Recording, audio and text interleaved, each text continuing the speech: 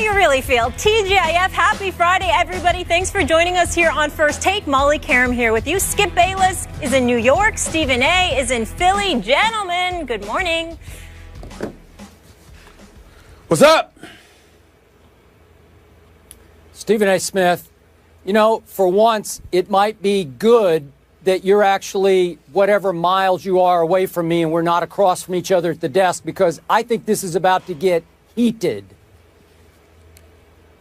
Well, I think you need to understand, and the American public needs to recognize that you're not in Bristol today, which is where you usually are, because you were banned. You were banned from Bristol headquarters due to the idiotic arguments that you were making just yesterday. Everybody knows that, so they told you you're allowed to show up on the air.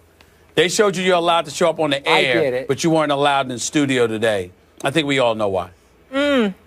Yeah, the truth is I'm back in my town, New York City, and you're down there, and where is it, like New Jersey or Philadelphia? I don't know where you are. It's my second home. It's Philadelphia.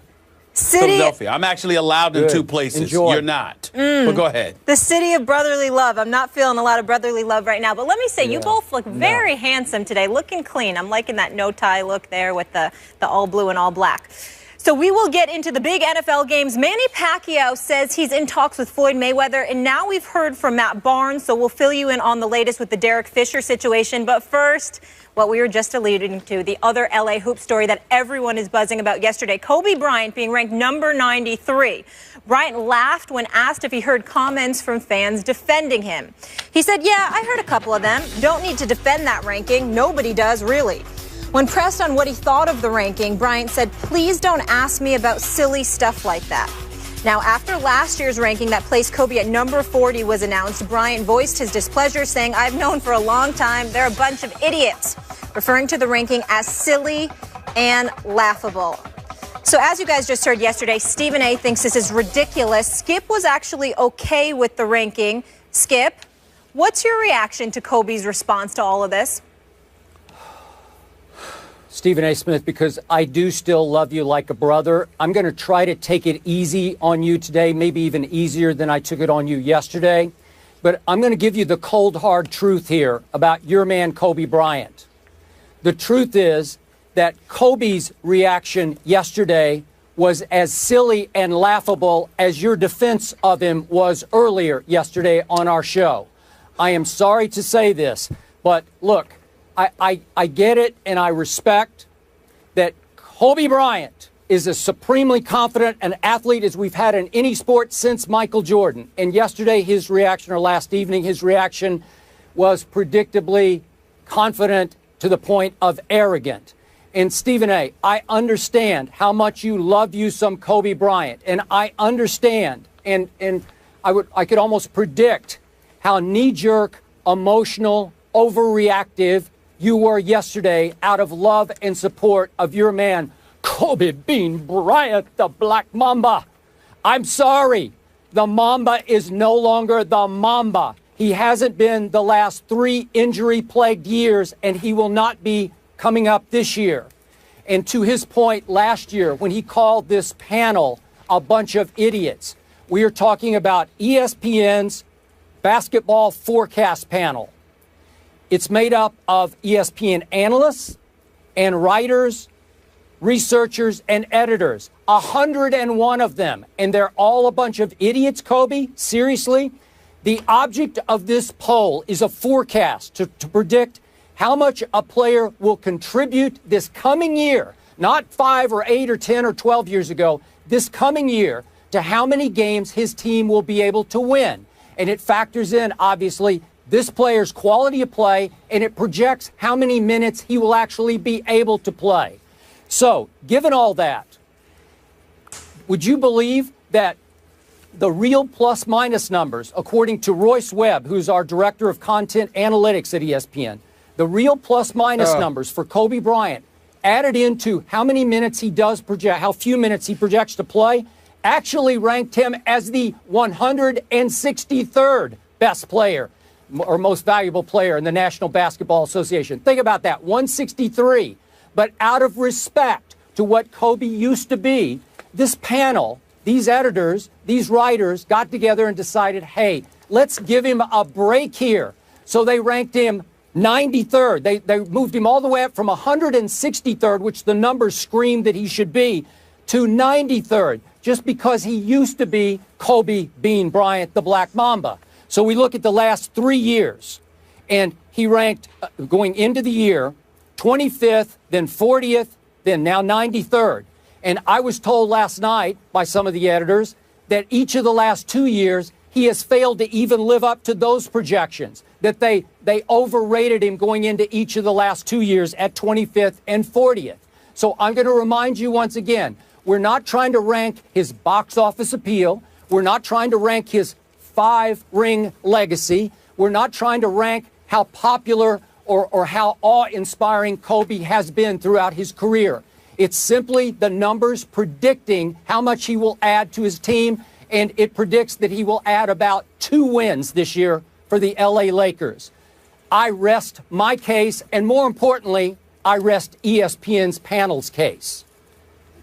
Well, you're entitled to rest ESPN's panel's case, and I understand that. But as far as I'm concerned, it's just a glaring acknowledgement that we have some people in this company that don't know enough about basketball. I don't care what you have to say. I don't care what they have to say. I know what I've seen with my own 2 eyes, and I know what I've seen in comparison to what exists in the NBA. I take into account everything that you said in all seriousness. I don't know why you're mentioning some of those names that you mentioned about the statistics and the statisticians and the analytics. And nobody cares about that as far as I'm concerned. When you're giving out the poll, why don't you put the names of each person that came to that conclusion and then let them be front and center and come talk to me, because chances are ain't nobody going to want to hear what they have to say. Not after a poll like that. All right, that's fine. And I'm telling you, I'm dismissing 101 names. I don't care what they have to say. It's nonsense to me. It makes absolutely no sense. Anybody with 2 eyes and something close to 20/20 vision can see that that's absolutely ludicrous, and you're not taking an abundance of things into consideration. Of course, you want to sit there and say, well, Kobe only adds about 2 more wins. Well, why is that? Could it be that he's in the West? Could it be that his teammates there, I say, are a bit subpar? Could it be that when you consider San Antonio and Oklahoma City and the reigning champions, Golden State Warriors, and the Los Angeles Clippers and the Houston Rockets, I mean, when you look at those teams alone, those 5 teams alone, we didn't even take into account some of the other teams, it's obvious why it's going to be a tough go-round for Kobe Bryant. Because he no longer has Shaq and Robert Horry and Ron Harper, and even though they didn't win the championship that year, Karl Malone and Gary Payton and those boys by his side. You know, I'm not saying that all of those guys for the Lakers are scrub. I'm not trying to disrespect them. Louis Williams, Brandon Bass, even Roy Hibbert to some degree, I think will make solid contributions. But this is the Western Conference, and the teams are loaded. We all understand that. So when you sit there and you say that about Kobe, you know what? It's Kobe, it's Russell Westbrook and Kevin Durant on one team. It's Chris Paul, Blake Griffin, and DeAndre Jordan on another team. It's LaMarcus Aldridge joining Tim Duncan, Manu Ginobili, and Tony Parker on another team. The list goes on and on. When you look at the West, it's James Harden on a mission to prove that he's deserving of league MVP honors with Dwight Howard, who's no scrub, and he's got something to prove as well because he's heard the stuff that people have been chirping about him in the offseason. So many different things to point to. The Dallas Mavericks and what they've got to prove because of what has transpired with them in this offseason. Having Wesley Matthews come over there along with others, understanding that he's not fully healthy or he may not be, we don't know yet. All of those things are things to think about. If Kobe Bryant was in the Eastern Conference, what would he do? If Kobe Bryant was to have a better teammate or a better slew of teammates, what would he do? Talk to the coaches who know something about basketball. They not only brag and boast about the killer inside of him, the fact that he can shoot, the fact that he can take he can take anybody, he can break down anybody. They talk about his football. They talk about his footwork. They talk about his basketball IQ. They talk about how knowledgeable he is about playing this game. Is Kobe Bryant what he used to be? Skip, we don't know that. It remains to be seen. The last 2 years, he only played 41 games. He came back for 2013, 2014. Skip, he played 6 games. He shot 42%. He came back and he played, what, 35 games? Okay, and then he shot like 37% over the course of those 35 games. But he had essentially been out a year and a half to almost 2 years before he came back and played those 35 games. The previous 8 seasons that he played in L.A., with the exception of 143% shooting from the field in 1 year, the other 7, he shot 45% or better. This is the Black Mamba we're talking about here. And I'm not trying to sit there and say that he should be mentioned in the same breath as a Russell Westbrook or Kevin Durant and guys like that, because they're younger and just as elite. But to sit there and say that there are 92 players better than Kobe Bryant, I applaud once again his decorum. I applaud his presentation. I applaud the fact that he's cool and is appropriately dismissive of such idiocy. And even though I'm not going to call out my colleagues because I'm very, very proud to work where I work, I consider this poll idiotic. I have nothing to do with it. And anybody that sits there and says, well, ESPN's poll said, just make sure you emphasize that Stephen A. Smith, or as you affectionately call me, Stephen Naismith, has absolutely, positively nothing to do with this poll. They didn't ask me. They didn't consult with me. Not that they have to. They did what they did. I have nothing to do with this. I am separate and apart from this, because if there's one thing I know, it's basketball. And there's no way in hell that there are 92 players in the world better than Kobe Bryant. I don't even think there's 92 players in the NBA better than Charles Barkley right now. And he just came off a hip surgery. I mean, give me a break. I mean, it's ridiculous. It's just ridiculous. Stephen Naismith, the inventor of basketball as we know it today. Let me ask you this. Are there not 2 ends of the basketball floor? You play offense, then you have to play this thing called defense. Am I right about that? What's your point? What's your point about that? My point is, last year, the numbers said Kobe Bryant was the 25th worst defender in the entire NBA. And by the way, speaking of offense, last year, for the 172 players who took 500 or more shots, 172 players, 500 or more shots, only 1 player shot a worse percentage in the entire NBA, Trey Burke of the Utah Jazz. That's the Kobe Bean Bryant, who used to be the Black Mamba. Hold on. That's not a fair argument, because I concede to you that the last 2 years haven't been ideal. But he only played 6 games 1 year and less than half the games the next, because he was recovering from injury each time. And anybody knows, Skip, particularly when you are an offensive-minded player, that when you're healing from an injury, you're usually going to take the breaks on a defensive end of the floor. That's what you're going to do, because your success, particularly when you are box office like Kobe, is predicated on what you do offensively. If Kobe Bryant had went out there and shut down folks but couldn't score a damn basket, we would sit there and say he's done. I'm not saying that their defensive stats and what have you aren't accurate. I'm saying they're not taking the intangibles into consideration. And what I find so insulting about what you say and what anybody who thinks like you says and what this ridiculous, idiotic, stupid poll says is that y'all are not taking those things into account for somebody like Kobe. Kobe Bryant doesn't cheat the game. Kobe Bryant, he ain't perfect.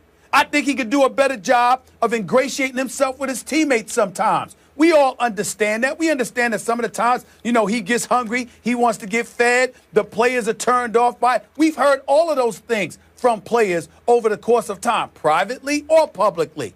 But in terms of his skill set and what he has meant to the game of basketball and what he does on the basketball court, you know good and damn well that if we're talking about Kobe Bryant here and he's taking plays off or he ain't doing what he's capable of doing, you know that has a lot to do with him trying to find his rhythm, get his health back, and all of that other stuff. This is not some typical player, Skip Bayless. I'm talking work ethic now. This is not some typical player.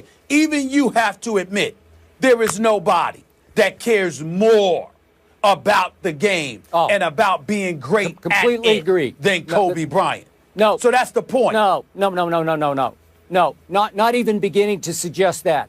We're talking about what will your body allow you to do at 37, coming off multiple serious injuries. Can you suddenly snap back to being one of the best defensive players as he was for about 12 straight years? No, he can't. He's not going to be capable. You've seen what's happened over the last 3 years.